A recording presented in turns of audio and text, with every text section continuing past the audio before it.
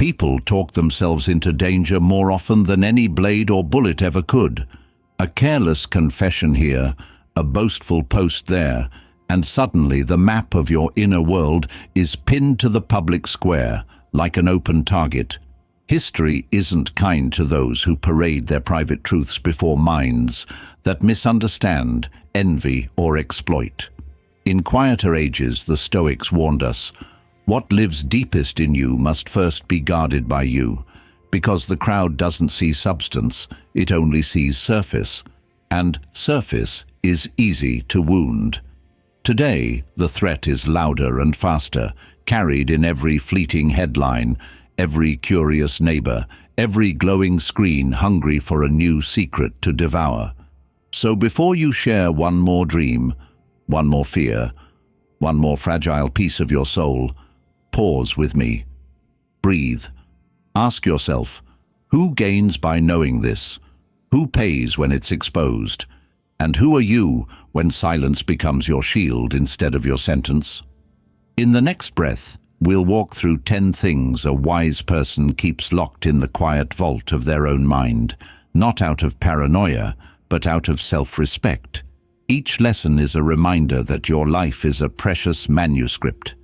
Let the ink dry in solitude before you hand it to critics who read only to tear pages out. Speak less, move truer, and let the results arrive before the rumors. 1. Your long-term plans. Most people talk more than they move. They speak their dreams as if the mere act of saying them aloud will summon them into reality. But the truth is, the more you talk about your long-term plans, the more you drain the energy needed to actually build them. Words are easier than work, and the moment you expose your future to the world, you also expose it to doubt, envy, criticism, and subtle sabotage, sometimes from others, but often from within yourself. It's a quiet death by attention. There's a reason the Stoics believed in restraint. Epictetus once said, "Be silent for the most part, or speak only what is necessary." Why? Because when you speak too soon, you give others access to a sacred place, the temple of your intention, and not everyone deserves to enter. Most people don't care what you plan to do. They just want something to measure, mock, or compare. And some, without meaning harm, will plant their own fears inside your soil. Fears you didn't even have before you spoke. Think about how often you've told someone your goal to start a business, to move cities, to transform your body or mind, only to hear back doubt disguised as realism. Are you sure you can do that? That sounds risky. I knew someone who tried that and failed. These voices, even when they come from people who love you, can become small weights on your belief. Not enough to crush you, but enough to slow you down. Over time, they build resistance where there was once clarity. Silence, on the other hand, protects momentum. When you work quietly, you give your actions time to mature before the world forms an opinion. You aren't burdened by explaining yourself. You aren't distracted by defending your vision. You simply move, one step at a time, without needing applause or permission.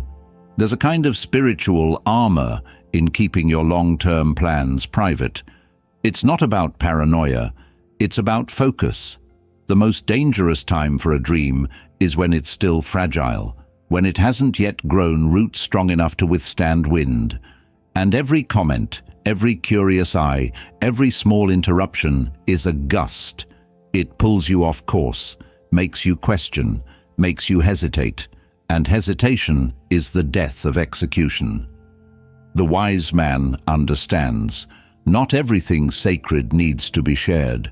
Not every fire should be displayed before it's ready to warm. There is power in delayed exposure. There is strength in walking forward without broadcasting your destination. So when you feel the urge to post it, tell it, explain it, pause. Ask yourself, why am I sharing this? To serve the plan, or to satisfy the ego. And if it's the latter, hold it back. Choose progress over praise. Let the world find out only when it's undeniable, when your life has changed, not because you said it would, but because you made it so. Your long-term plans are not content for others. They are contracts with your future self. Protect them accordingly. 2. Your weaknesses and insecurities. There is a quiet kind of strength in knowing where you are most fragile and choosing not to expose it to the world. Not because you are ashamed, not because you are afraid of judgment, but because you understand something most people don't. Vulnerability is sacred, and what is sacred should never be handled carelessly. We live in a time where oversharing is confused with authenticity, where bleeding publicly is praised more than healing privately, where people are taught to wear their wounds like trophies, hoping that honesty alone will bring connection, relief, or even respect. But the truth is, not everyone who hears your pain will hold it with compassion. Some will study it, some will store it, some will silently file it away, waiting for a moment to use it. Not to help you, but to weaken you. And that is why the wise man is discerning. He doesn't hide his insecurities out of fear. He protects them out of wisdom. Epictetus once said, "Know first who you are, and then adorn yourself accordingly." To know yourself includes knowing where you're still healing, where your confidence is still growing, and where your strength is still under construction. And once you know that, once you're aware of your own unfinished spaces, you begin to understand that they don't belong in every conversation. They are not for every audience. Weakness, when revealed too easily, invites interference. Sometimes it shows up as unsolicited advice, sometimes as comparison, sometimes as subtle judgment masked as concern. You mention your financial fears, and someone shifts their tone with you. You reveal your insecurity, and someone later throws it back at you in a disagreement. You confess a moment of doubt, and it suddenly becomes your identity in someone else's narrative. These are not hypotheticals. They are common consequences of misplaced openness. The Stoics weren't emotionless. They weren't cold or detached, but they understood the importance of sovereignty, of owning your internal world without making it public property. Marcus Aurelius, perhaps the most introspective of them all, wrote entire journals of inner reflection, never meant for publication. It was his space, his temple, his war room. He didn't perform his weaknesses for praise. He confronted them in silence, and through that built a private kind of strength the world couldn't touch. There's nothing wrong with having insecurities. The danger is in handing them to people who haven't earned the responsibility to hold them. You do not owe anyone access to your inner shadows. And healing doesn't require you to narrate your struggle to strangers. Real healing is quiet, subtle.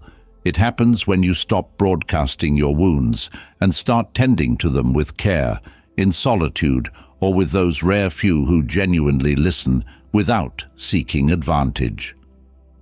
So before you share that part of yourself, the part that still hurts, still doubts, still aches, ask, what am I hoping for in return? Comfort, validation, a sense of being seen, and then ask a deeper question, what will it cost me if this person doesn't respond with understanding? The Stoic answer isn't to suppress, it's to channel, to process, to protect. Not because you're fragile, but because you're valuable, and what is valuable must be guarded. Let your healing be your private rebellion. Let your insecurities teach you, not define you. And when you emerge stronger, let it be your resilience that speaks, not your wounds. 3. Your financial situation. Money speaks loudly, even when you don't mean it to. Whether you have very little or more than most, disclosing your financial situation invites a kind of attention that is rarely neutral. Some will envy you, some will pity you, others will try to use you. That's the reality. The Stoic, who values peace of mind over the performance of wealth or struggle, understands that silence about money is not secrecy, it's strategy. Seneca, one of the wealthiest Stoics to ever live, once wrote, "Wealth is the slave of a wise man and the master of a fool." This wasn't just poetic wisdom, it was lived truth. Seneca knew that money, whether abundance or lack, distorts the way others see you, and more dangerously, it can begin to distort how you see yourself. When you share too much about your financial condition, you risk inviting projections. People no longer see you. They see a wallet, a transaction, a symbol of their own fears or fantasies. If you talk about being broke, some will question your value. Others will begin to treat your time and energy as expendable. If you speak openly about wealth, some will feel entitled to it. Others will doubt your intentions or assume your path was easier than theirs. Both extremes isolate you. Both turn something deeply personal, your relationship with value, work, and security, into something public, politicized, and misunderstood. There's another danger, more subtle but just as corrosive. Talking about your finances can awaken your own ego. Whether it's pride in success or shame in scarcity, speaking about money easily becomes a way of seeking validation. You might begin comparing yourself more, measuring your worth by external numbers, letting your identity get entangled with your net worth.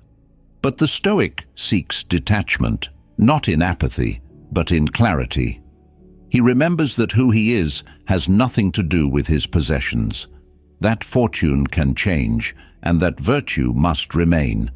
He refuses to place his peace in the hands of currency, because what the market gives, the market can take away. There's an old Roman saying, "Rich is the man who is content with what he has." But contentment isn't loud. It doesn't need to declare itself. It walks quietly, works quietly, builds quietly, and when people ask questions, it answers only what's necessary, not out of secrecy, but out of wisdom. In practice, this means you don't need to explain your financial decisions. You don't need to justify what you spend, what you save, or what you pursue. You don't need to talk about how much you make, how much you lost, or how much you hope to earn. Because once you do, you introduce voices into a conversation that should remain between you and your conscience. The more people know, the more they expect. And the more they expect, the more you begin shaping your actions to meet those expectations. And that's how freedom erodes. Freedom isn't just about having money, it's about having peace from the noise around it. It's about building wealth without needing applause, navigating hardship without begging for sympathy, and living beneath the radar when it serves your growth. So, protect your financial privacy, not out of fear, but out of respect, for yourself, for your journey, and for the clarity that silence offers. Because in the end, the less they know, the freer you are. 4. Your acts of kindness. Real virtue never begs for recognition. It moves quietly, like water nourishing roots beneath the surface, not asking for praise, not demanding acknowledgement, just doing what is right because it is right. But in today's world, where even compassion is often turned into content, we're tempted to showcase every act of generosity, every good deed, every moment of altruism, as if the act itself isn't enough without someone else's applause. A wise man rejects this need for display. He understands that goodness loses its purity when it's done to be seen. Marcus Aurelius asked a powerful question in his Meditations: When you've done well and another has benefited, why do you still look for a third thing, credit for the good deed? That's the trap. When we share our kindness too openly, too quickly, too proudly, we often cross an invisible line from compassion into ego. We begin feeding on the image of being good rather than the practice of doing good. And in that shift, we become less free. The Stoic does not act kindly because he wants a reputation. He acts because his nature has been trained toward virtue. He helps because he's capable. He gives because it's aligned with his values. And when the action is over, he moves on. No announcements, no need to be thanked, no inner dialogue about how generous or moral he is. That, in itself, is the reward. But beyond the philosophical, there's a practical reason to keep your kindness private. Not everyone receives your goodness with grace. Some will mock it, others will misinterpret it as weakness or manipulation. Worse, a few will start expecting it, not as a blessing, but as a debt you owe them. That's how resentment grows, when generosity turns into obligation and the pure act becomes transactional. Moreover, when you advertise your acts of goodness, you subtly create performance pressure. Now you have an audience. Now you're being watched. And when your identity becomes tied to being the helpful one, you may start helping out of habit, even when you're exhausted, resentful, or being taken advantage of. Silence breaks that cycle.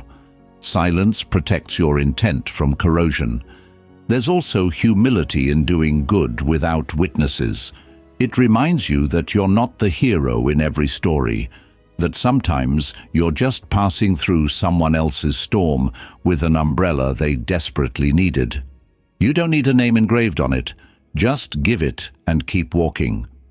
Seneca once wrote, "Wherever there is a human being, there is an opportunity for kindness."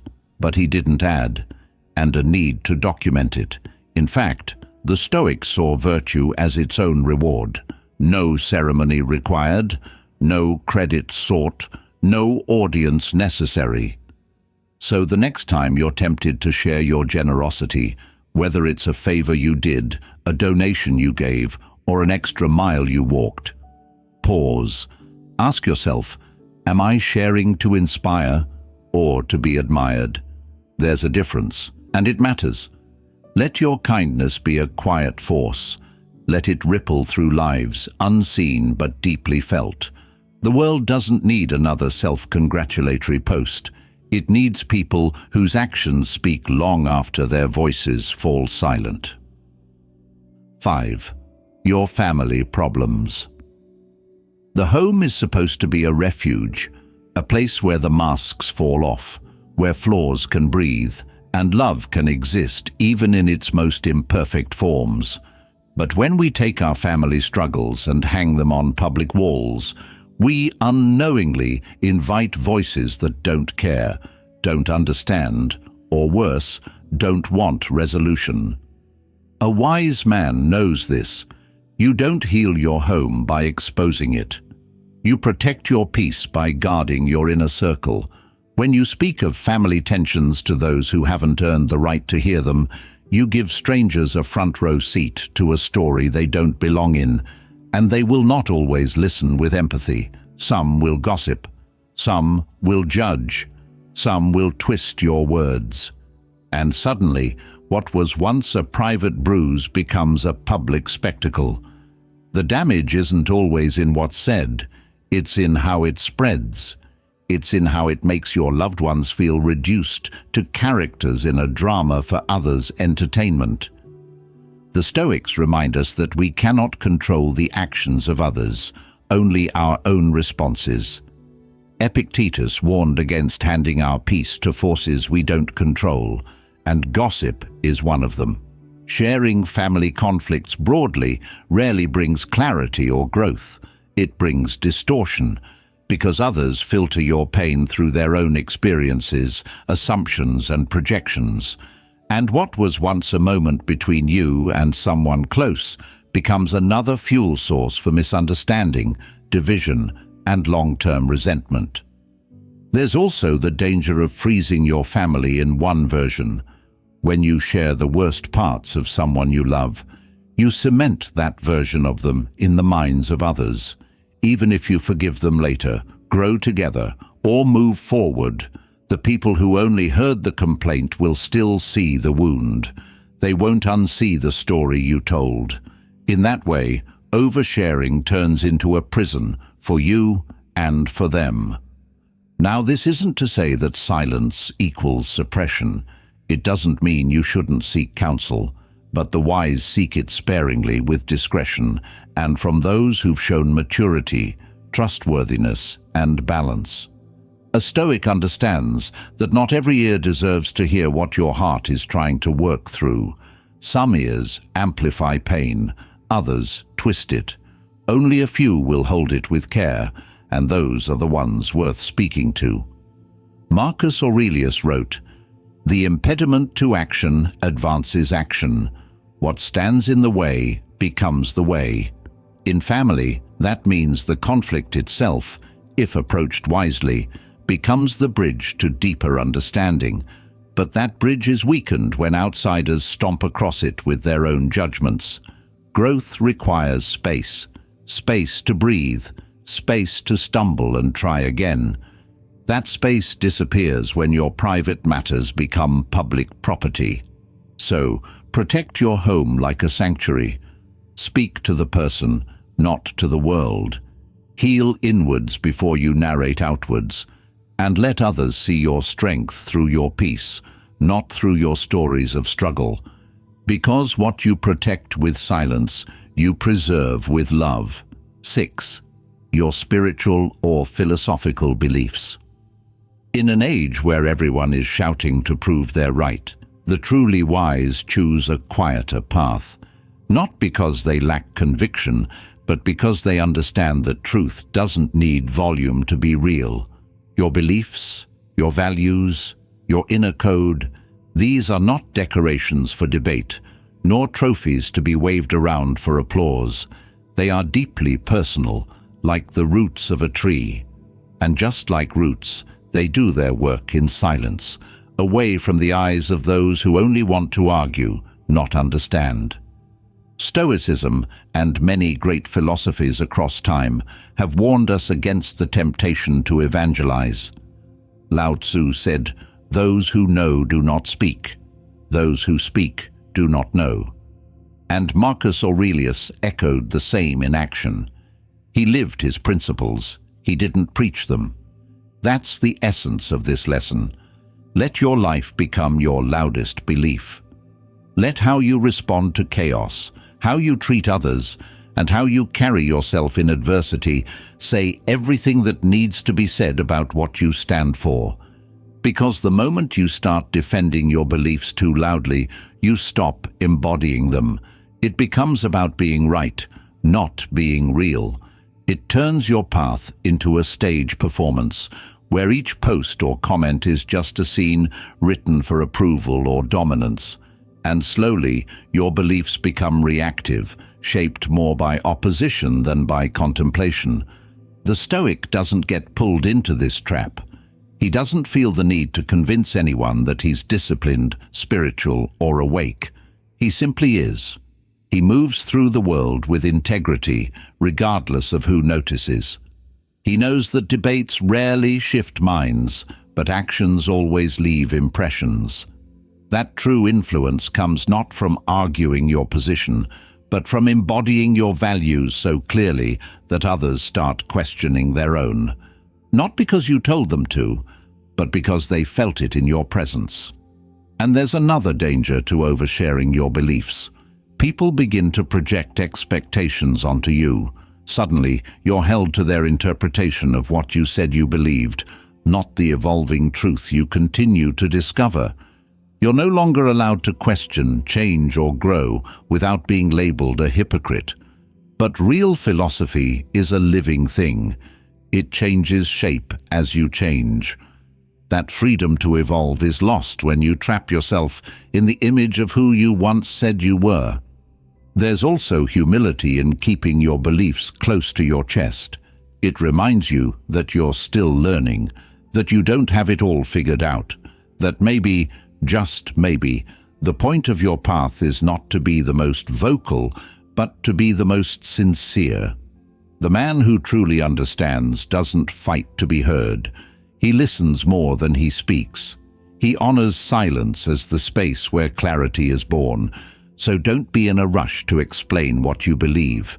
Don't try to win hearts with arguments or prove depth with clever quotes. Just live it, quietly, unshakably. Let others see the peace you carry, the strength you practice, the love you extend. And they'll know. Even if they never say it, they'll know. Your philosophy is not a slogan. It's your way of breathing through this life. And that doesn't need to be broadcast. It needs to be lived. 7. Your romantic life. The quietest loves often last the longest, not because they're perfect, but because they're protected. In today's culture of overexposure, where every moment is photographed, posted, analyzed, and dissected, the rarest luxury is intimacy that isn't shared with the world. A wise person knows the more people involved in your relationship, even passively, even digitally, the less room there is for it to breathe freely, heal naturally, and grow authentically. Oversharing about your romantic life turns private moments into public judgment. Whether you're expressing joy, frustration, or vulnerability, there's a hidden cost. You invite opinions from people who don't know the full picture. You give spectators a say in something sacred, and over time that noise can drown out the connection itself. One comment here, one comparison there, and soon the relationship becomes less about you two, and more about how others perceive you two. The Stoic understands this danger. He guards the spaces where love lives, not with paranoia, but with reverence. Marcus Aurelius never needed to write about his affections in public forums. He understood that love is proven not through displays, but through consistency, presence, and private devotion. Stoicism reminds us what matters most should be least exposed. The more meaningful something is, the more carefully it should be handled. And beyond the need for protection, there's a deeper philosophical truth. Love, when true, is about being, not showing. It's about building something real behind the scenes, not performing a highlight reel for others to admire or envy. The less attention you give to outside eyes, the more energy you preserve for what actually matters: communication, growth, trust, healing. These things don't thrive in the spotlight. They unfold slowly in the quiet corners of everyday life. There's also a psychological cost to sharing too much. When things go wrong, as they sometimes will, you're not only managing the emotional fallout between two people, but also the weight of public expectations, past posts, and curious onlookers waiting for updates. You feel pressure to explain, to justify, to maintain a narrative that no longer reflects your truth. That's a heavy burden to carry, and it turns healing into performance. But even when things go right, overexposure can poison the roots. Constant validation from others creates a subtle dependency. You start measuring the health of your relationship by how it's perceived instead of how it feels. You seek applause instead of alignment. You fear quiet seasons because they don't generate attention. And in that chase, you lose sight of the sacredness that silence offers. So the wise protect their romantic life, not because it's fragile, but because it's powerful. They understand that true intimacy doesn't need to be proven to anyone but the one they wake up next to. They value the mystery, the unspoken, the shared glances that no camera will ever catch. They know that peace in love comes not from applause, but from alignment, from choosing each other daily, privately and sincerely. In the end, the less others know, the more space love has to become something real, something that doesn't need explanation, something that doesn't need defense, something that doesn't fear the silence, but thrives in it. 8. Your acts of forgiveness. Some things, when said aloud, lose their power. Forgiveness is one of them, not because it's weak, but because it's sacred. And sacred things don't need to be announced to be real. They don't need an audience to be valid. In fact, the more quietly you forgive, the more powerful your peace becomes. A wise man doesn't forgive to look virtuous. He forgives to be free. He understands that letting go is not about the other person. It's about reclaiming his own mental clarity, his own emotional space. The Stoics taught this relentlessly. The chains of resentment are always self-made. To hold on to anger is to keep drinking the poison and expecting someone else to suffer.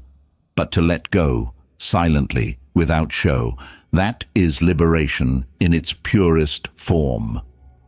And yet, in today's world, forgiveness is often posted instead of practiced. People announce it like a badge, like a performance. I've moved on. I forgave them. I'm over it. But if it needs to be said that loudly, chances are it hasn't happened deeply. Real forgiveness doesn't seek attention, it seeks release. It needs no response, no applause, no validation. It just needs to happen quietly for the sake of your own sanity. Think of this. When you forgive someone and then tell the world about it, are you truly forgiving, or are you trying to control how the story ends? Are you letting go, or are you subtly asserting moral superiority? Look how evolved I am, the ego whispers. But the Stoic knows better. He doesn't trade his peace for public approval. He lets the act speak for itself, or better yet, lets it stay unspoken. Marcus Aurelius reminds us, the best revenge is to be unlike him who performed the injury. That doesn't mean you become passive. It means you become so focused on your own path, your own values, that what they did no longer defines your direction. You don't need to shout that you've forgiven. Your silence says it better. It says you've moved on, that you've reclaimed your emotional sovereignty. And what happens when you do forgive in silence? You break the cycle. You choose healing over hostility. You stop waiting for apologies that may never come, and you begin to live as if they no longer matter. That doesn't mean you forget. It doesn't mean you allow the same harm again. Forgiveness is not permission. It's release. A decision to stop carrying the weight of another person's mistake. A decision to stop letting your past shape your present. The most powerful part of forgiveness is that it doesn't need to be seen. It just needs to be lived. Let your calm be the proof. Let your peace be the evidence. Let your detachment be the quiet revolution. No need to tell them you forgave them. If they're watching, they'll feel it. And if they're not, even better. You did it for you. 9. Your personal growth. True growth happens in silence, not in declarations, not in speeches, and definitely not in social media posts that say, "I've changed." If you really have, you won't need to say it. The change will speak for itself.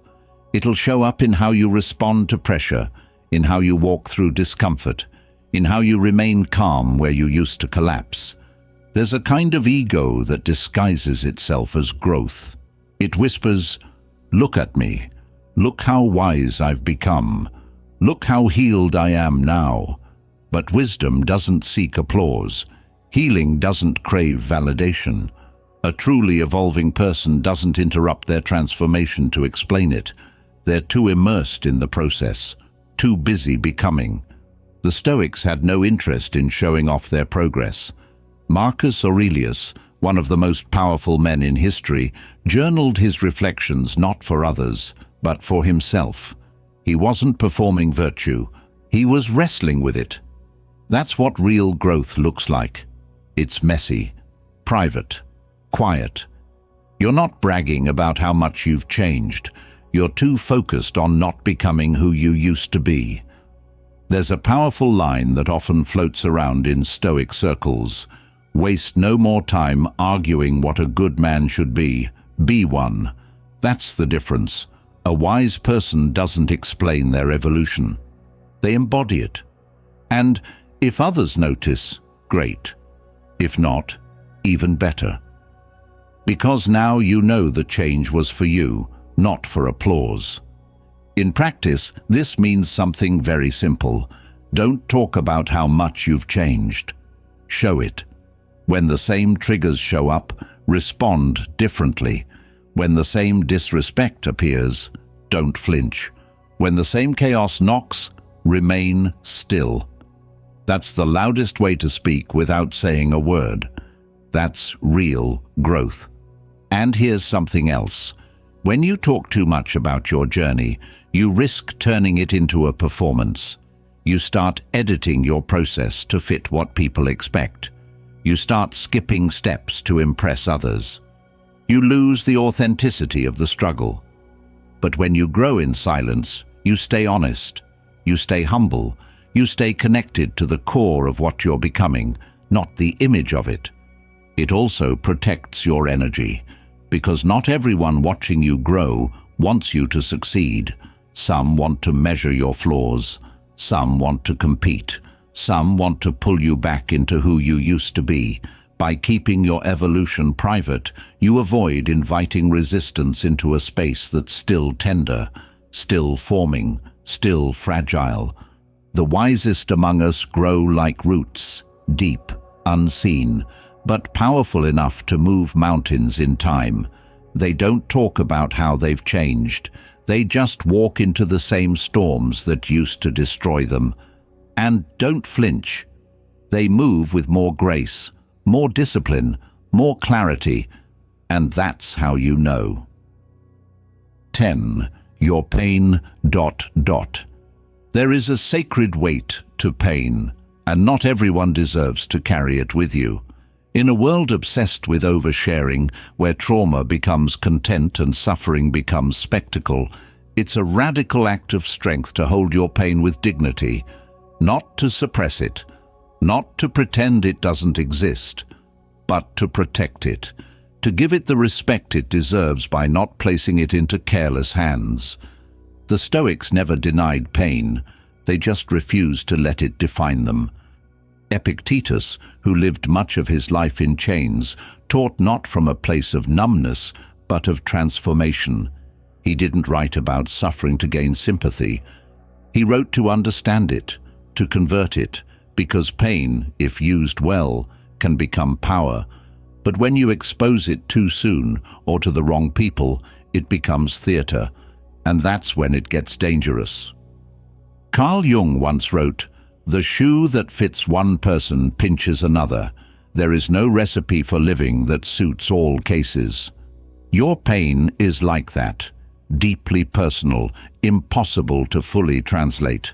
The moment you hand it over for others to interpret, you lose part of it. People will distort it, minimize it, exploit it, not because they're evil, but because it's not theirs to understand. That's why the wise person learns to guard their pain like a treasure, not because it's something to hide, but because it's something to honor. There's also a strategic wisdom here. When you share your pain recklessly, you invite people to see you through a lens of brokenness. And some will never unsee it. Even when you've healed, they'll relate to you through the version that was bleeding. The Stoic avoids this trap not through pride, but through clarity. He knows that vulnerability must be offered only to those who have proven they can hold it without judgment, and even then, sparingly. And there's more. Pain becomes powerful when it becomes fuel, not identity. If your whole world revolves around being hurt, then you stay trapped in the event, reliving it in every room you enter.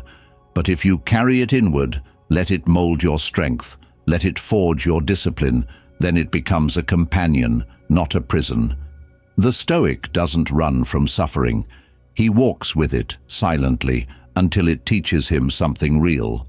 So the next time you feel the urge to bleed out your story in front of someone, pause. Ask yourself, are they safe? Are they wise? Are they capable of meeting you where you are without shrinking or judging or using it against you later? If the answer is no, keep walking, keep healing, keep growing in silence. Your pain is a fire. Don't let it be used to warm those who would burn you with it later.